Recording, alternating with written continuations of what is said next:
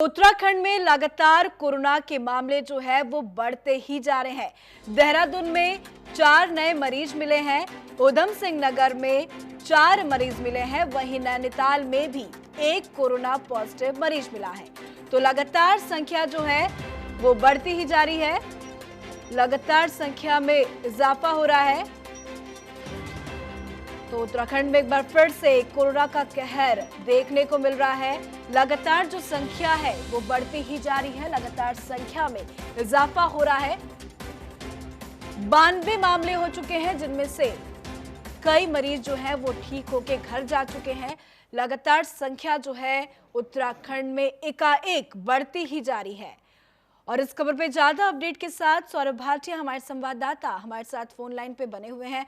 सौरभ, बीच में कोरोना का कहर थोड़ा कम था उत्तराखंड में, पर एकाएक संख्या में लगातार इजाफा देखा जा रहा है। देहरादून से भी खबर सामने आ गई, उधम सिंह नगर से भी सामने आ गई, नैनीताल से भी सामने आ गई, तो लगातार संख्या बढ़ ही रही है। सौरभ, बिल्कुल, देखिए पहले जो है जमातियों ने पूरे कोरोना को लेकर जो है पूरे सिस्टम का हाल बिगाड़ दिया था, और लेकिन अब जो है जो प्रवासी उत्तराखंड में वापस लौट रहे हैं उनके कारण जो है तमाम ये मामले सामने आने लगे हैं।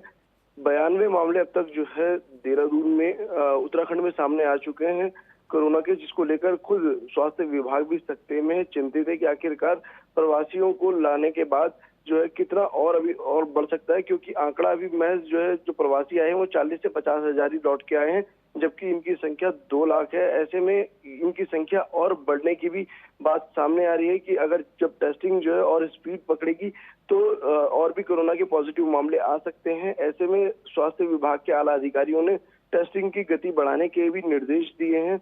लगातार ये कहा जा रहा है कि जैसे जैसे जो टेस्टिंग बढ़ेगी वैसे ही जो है और भी मामले जी बिल्कुल सौरभ, बहुत ज्यादा जरूरी है कि ज्यादा से ज्यादा संख्या में टेस्टिंग हो, तभी कोरोना संक्रमित मरीजों का जो पता है वो लग पाएगा।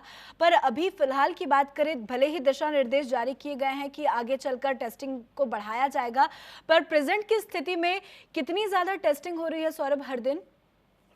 देखिए, अगर रोज की अगर बात की जाए तो लगभग 250 से 300 टेस्टिंग रोज की हो रही है, लेकिन जिसकी जो संख्या है वो ज्यादा बढ़ सकती है। अगर इसमें ये देखा जाए कि देहरादून जनपद में लैब में अगर जो है सैंपलिंग की बात की जाए तो 170 तक पहले उसमें जो उन्होंने सैंपलों की जांच की थी, वैसी सुशीला तिवारी एम्स और श्रीनगर मेडिकल कॉलेज में जो लैब स्थापित की गई है उसमें अगर जो है बराबर होते हैं तो लगभग 700 से 800 तक यहाँ पर टेस्ट हो सकते हैं पर डे के। लेकिन इसके लिए खुद विभाग को एक बार समीक्षा करनी होगी कि आखिरकार जब टेस्ट बढ़ेंगे तभी जो है रिपोर्ट समय से आ सकेगी और संक्रमण फैलने से बच सकेगा, क्योंकि अब तक 92 मामले माफ कीजिएगा सामने आ चुके हैं। ऐसे में लगातार जो सरकार की तरफ से समीक्षाएं हो रही हैं वो नाकाफी ही अब दिखाई दे रही है, क्योंकि बाहर से आने वाले जो लोग हैं वो कोरोना पॉजिटिव दिखाई दे रहे हैं। खुद रैंडम टेस्ट करके जो है ये इतिश्री जरूर हो रही थी, लेकिन अब जो है जो रेड जोन से आ रहे हैं उनके सबके सैंपल लिए जाएंगे, ये भी कहा जा रहा है। जी बिल्कुल सौरभ, चिंता का विषय है, 100 के करीब पहुंचने ही वाला है आंकड़ा।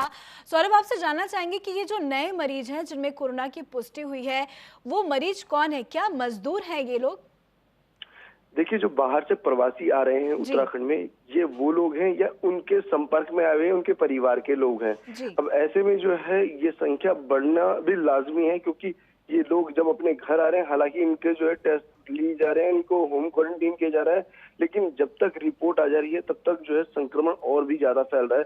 देहरादून की अगर बात की जाए तो जो व्यक्ति पिछले दिनों महाराष्ट्र और दिल्ली से आए थे, इनके परिवार के लोगों में भी जो है कोरोना की पुष्टि हुई है, क्योंकि उनके संपर्क में आ गए थे।